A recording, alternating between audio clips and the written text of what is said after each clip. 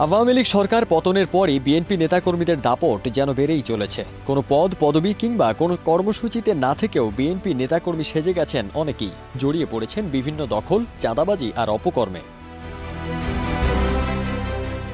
এমন পরিস্থিতিতে এসব নেতাকর্মীর বিষয়ে কঠোর সিদ্ধান্ত নিয়েছেন দলের হাইকমান্ড। দলের কোনো নেতাকর্মী অপকর্মে সম্পৃক্ততার বিষয়ে নিশ্চিত হলে তাৎক্ষণিকভাবে শাস্তিমূলক ব্যবস্থা নেওয়া হবে।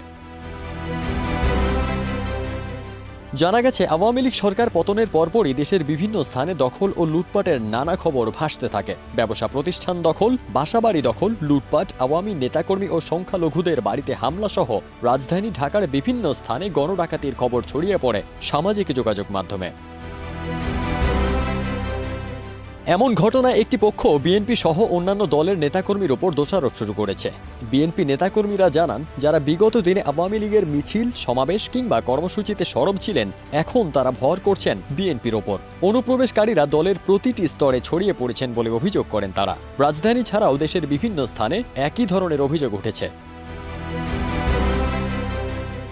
যারা এতদিন আওয়ামী লীগের মিছিল মিটিংয়ে নিয়মিত ছিলেন, তারা এখন বিএনপির মিছিলে আসছেন, মোবাইলে ছবি তুলে নিজেকে বিএনপি প্রমাণের চেষ্টা করছেন। এসব গোষ্ঠী নিয়ে বিপদে আছেন দলের হাইকমান্ড।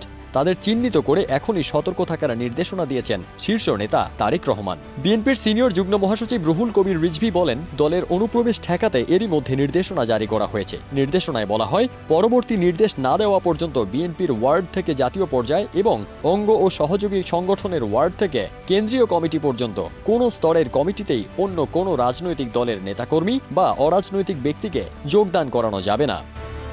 ফারদিন সানি, দেশ রূপান্তর।